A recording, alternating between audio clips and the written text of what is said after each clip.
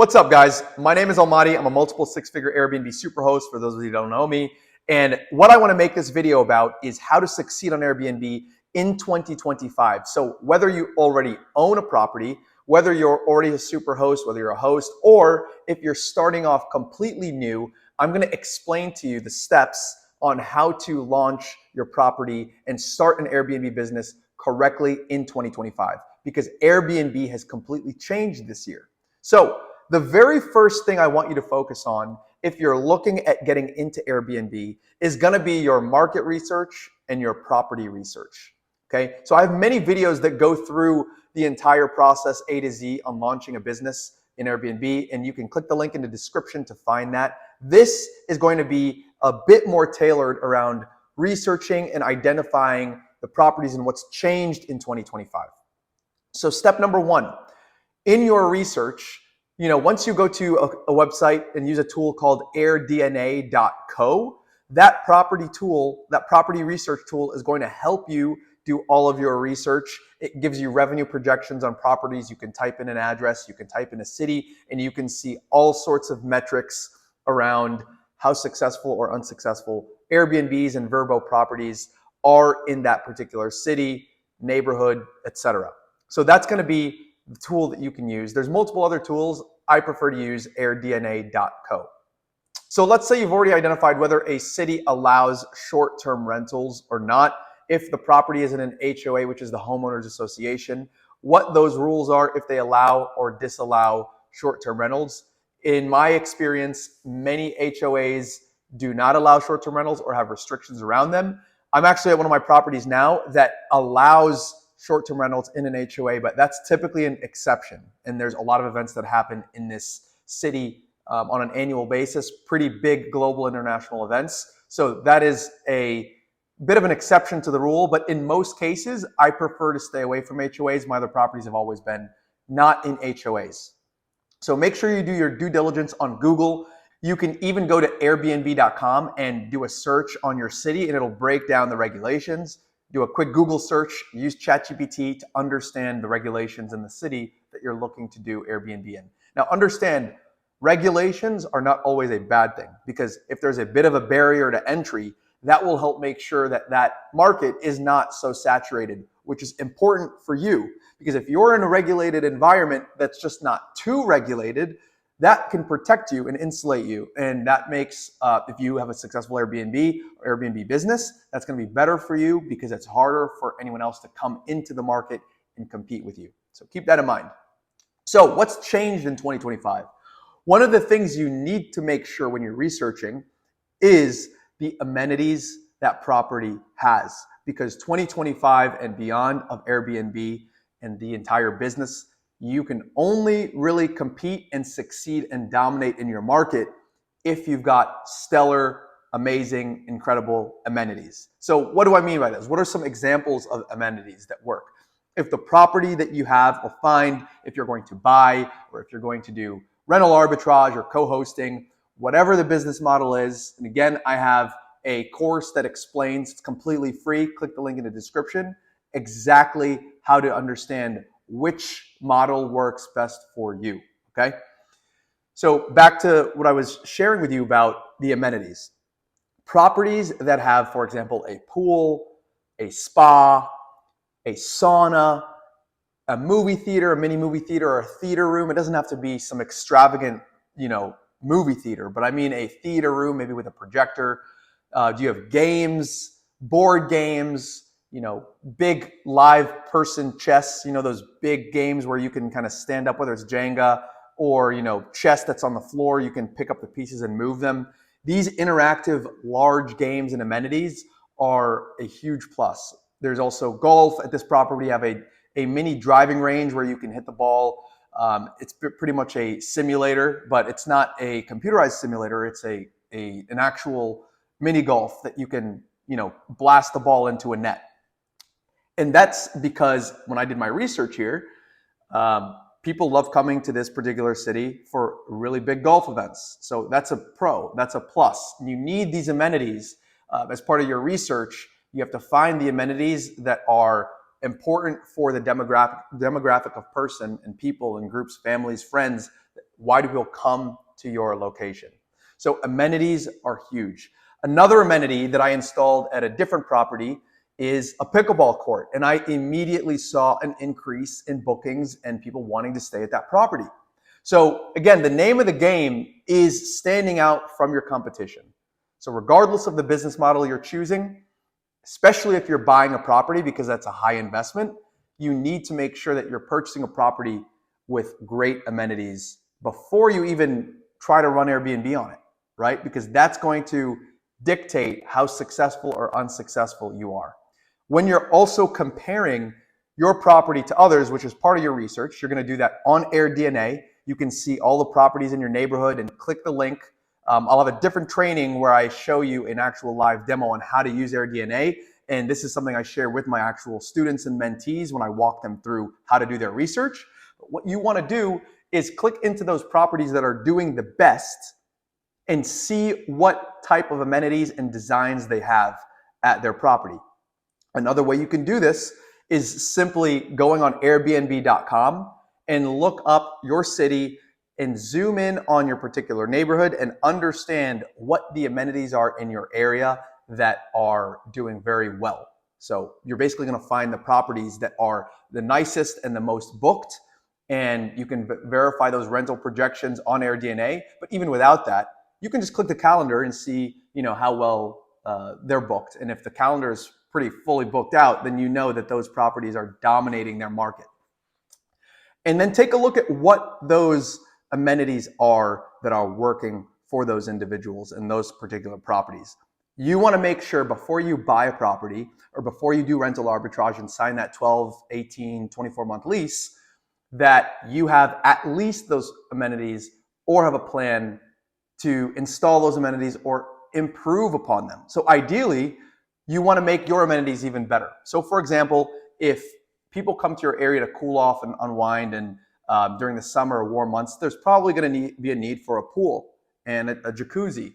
You want to make sure that your property at least has that, right? And that way you won't underperform and you'll actually be making a wise investment. Very, very important. I have plenty of other videos that explain the big change in 2025 is that any host that has properties that focus on the guest experience and the amenities at that property and stack amenities, those are going to be the properties that absolutely dominate in 2025. So part of what I do when I'm looking at properties and even when I'm working with my students to help them find properties that are going to work or are very likely to work well in their market is making sure they've done that thorough due diligence on the property and it already comes with great amenities or they have a plan to build amenities. Okay, so again, I'll give you some pool, spa, saunas, pickleball courts are doing phenomenally. Right now, there's a big pickleball trend in the United States and really the world. So those are great ones. If you had a little mini basketball court, and I understand these, especially if you're purchasing, can take quite an investment. However, it's a well worth it sort of investment, right? Because if you're purchasing a property, you want to make sure that that property is going to cash flow well. And again, when you stand out, you will claim all that market and you will be booked. A note for anyone that already has properties. If you already have properties and they're starting not to perform as well as they used to, that's because the demand for more amenities and the competition is likely increasing and getting enhanced to the point that I'm making in this entire video. So what you want to do is see what amenities people are installing or just come up with your own outdoor amenities or interior amenities based on the demographic that you serve, right? At the end of the day, we're in the hospitality business. So the demographic that you're serving wants to be taken care of and they want to have an amazing experience. And that's what's going to make you stand out. So for example, maybe you can add a pickleball court, okay? Maybe you can add a movie theater room. Maybe you can add a game room. If you have a garage, a great way to take advantage of that space is to convert the garage into a game room. You can put arcade games, you can put pool, ping pong, all of these different fun activities for children and even adults. That is going to be the reason people book your property, and that's how you're going to succeed in 2025.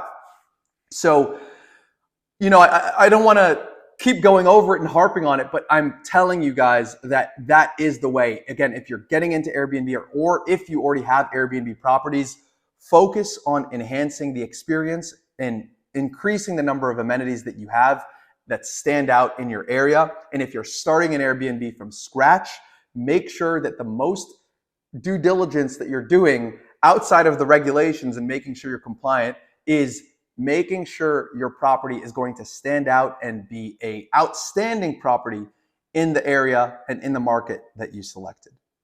Okay, so that's step number one. And that's going to largely determine your success when you launch your Airbnb business.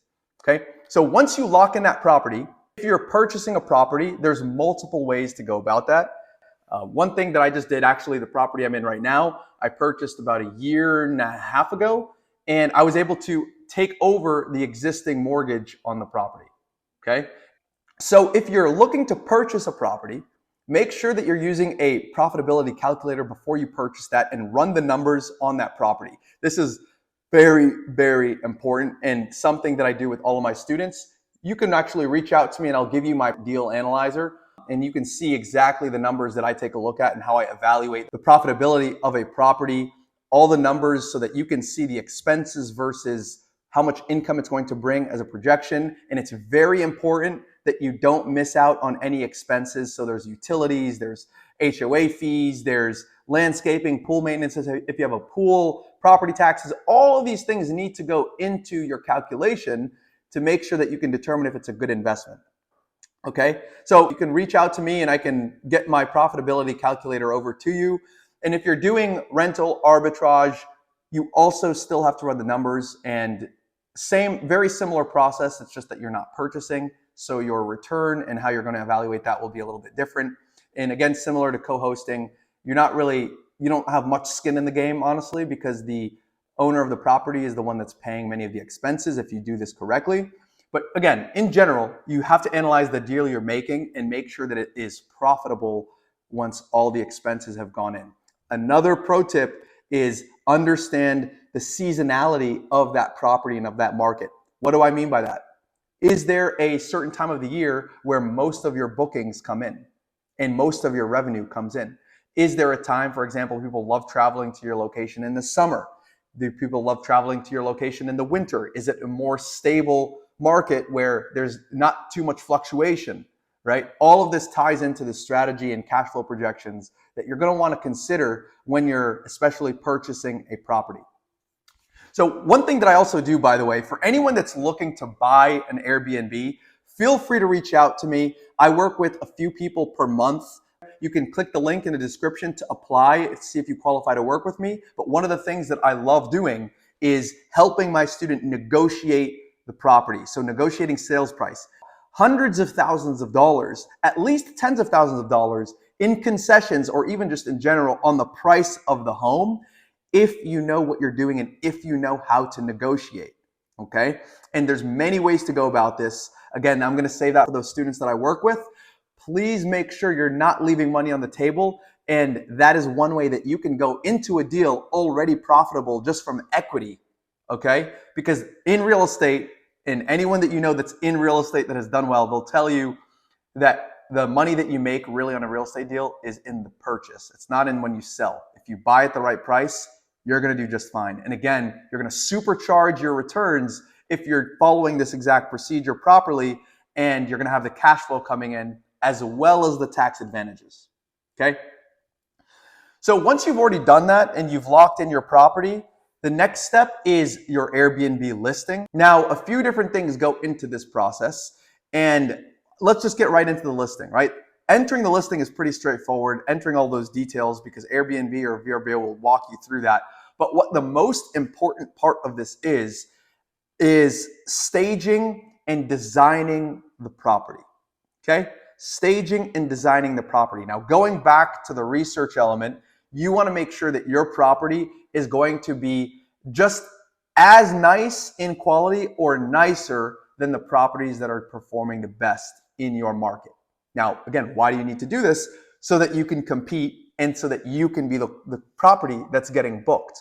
So a great way to do this is you can go on Pinterest. If your property is unfurnished and you need to furnish it, You don't need to go get a designer. You don't need to be a professional designer. I certainly was not.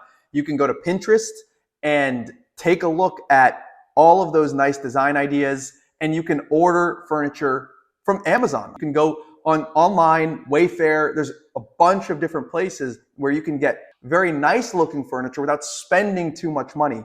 But if you want to take it to the next level, which you don't necessarily have to do, you can get furniture from nicer places. But especially as a beginner, you do not need to do that. I did not do that starting out. But if you go into the luxury Airbnb market, which I try to stay into, that is where you can make top dollar and charge top-notch prices. And then you do need to pay attention to the type and quality of furniture that you have in your properties.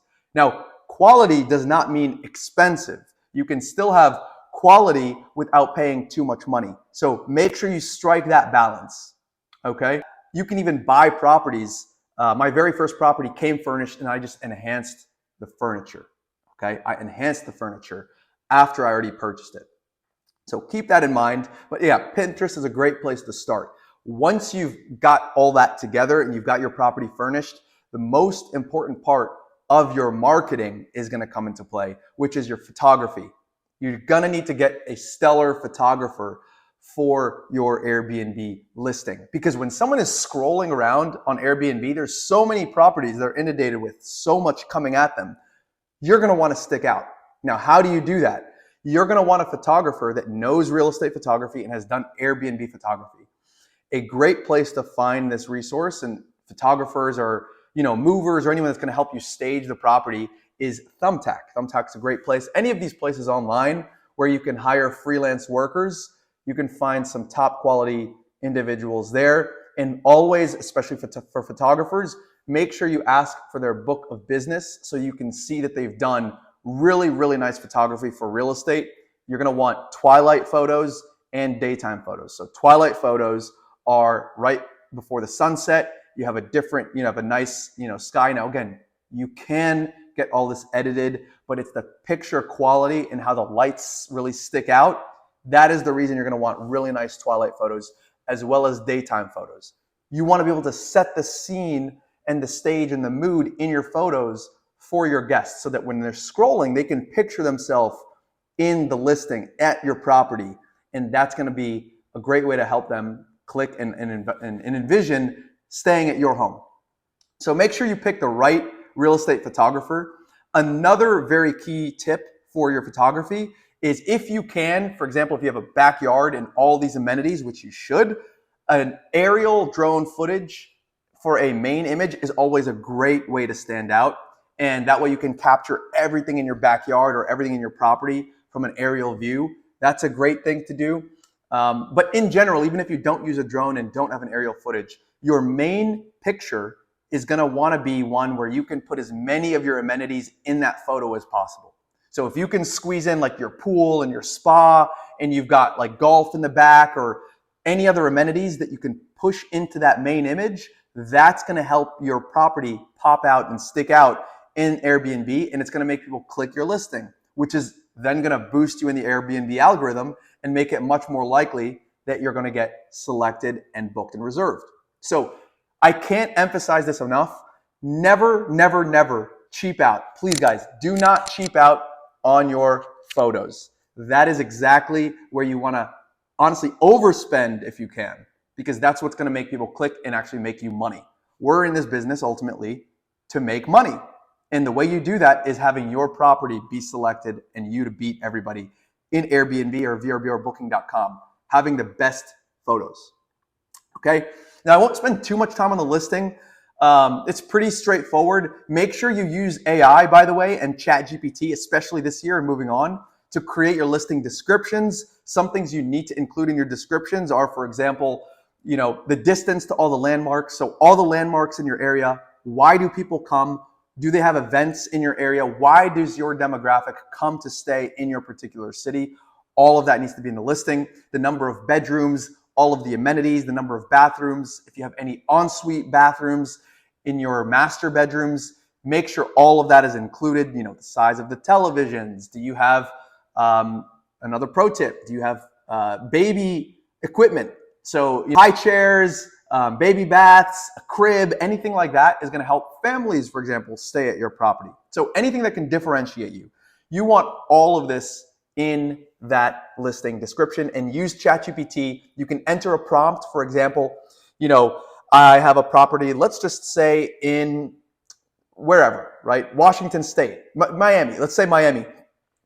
Create an Airbnb listing description for my Miami 4-bedroom, 3-bathroom house that has a pool and is this far away from, Miami Beach. And again, I'm just making this up, but just to give you the idea, that prompt, you hit enter, and also have it, say, list the walking distance in minutes or driving distance in minutes from the top attractions in my city that Airbnb guests come to visit. Boom. There's your entire prompt is going to give you, ChatGPT is going to give you exactly what to copy paste and put into your listing. And then when you go through your amenities, make sure you fill in every single aspect of your property and the amenities that are in there. One thing you cannot overlook is when you're going through the amenities and you're creating the listing, click the plus sign on, for example, if you have a pool, if you click the plus sign on that amenity, you can go and further describe that it's a heated pool, how big the pool is, and certain amenities have that additional detail that you can apply to them. Make sure you do that, and that way you're going to rank better in the algorithm, and people know exactly what it is that your property has versus the other folks in your area. So you want to stack the odds in your favor. Okay, so once you've created your listing, another thing that you want to do is make sure you have your staff. So your cleaning staff is the most important person or person's team, and are pretty much your property manager. Okay, so you don't have to tell them that, but basically they keep an eye on your property. You always want to take very good care of your cleaners, and you might have to go through a couple cleaners. You can also find them also on Thumbtack, similar websites where you found your photographer, and hire a proper cleaning staff and team or person, cleaner, that can take care of your property and can make it very, very detailed and nice and super clean for your guests, because cleanliness is the #1 important aspect of your Airbnb. It's just like a hotel. Imagine you go to a hotel or an Airbnb, the moment you come in and you see a hair, that paints a negative experience for the entire stay. You don't ever want that. So you're going to have to micromanage your cleaners in the beginning, not in a negative way, but giving them a checklist on exactly what to do. But the way to avoid this altogether is really to have a cleaner that has already done or does Airbnb cleanings, because they know exactly what to look for. Okay? So once you've found your cleaner, that's your first staff member. Now, once you've gotten one property and you've got your cleaner for that property, and if you have a pool, you need a pool person. If you have a lawn or bushes and plants and grass, you need a landscaper. You can find all of these folks in the same places and make sure they do a great job. They're pretty much going to run your property and your operation, like the operations side, right? So you make sure that you take care of them and that they also do a phenomenal job. That's a crucial part of your business. Now, managing your property outside of that, you don't really need a virtual assistant if you've only got one property, but it's a very nice to have if you can manage by yourself. By the way, I started out managing myself for the first at least 6 months. And then once I started scaling, and just to have more time, I hired a virtual assistant. And you can also find these on Fiverr or Upwork, any of these websites where you can find a teammate that will help manage your day-to-day. And then they're going to be running these softwares, which brings me to my next step. For automating your business, there's key softwares that you absolutely need. Now, there's so many different softwares, but the ones that you absolutely need are a pricing software, #1. So there's Price Labs, and Beyond Pricing.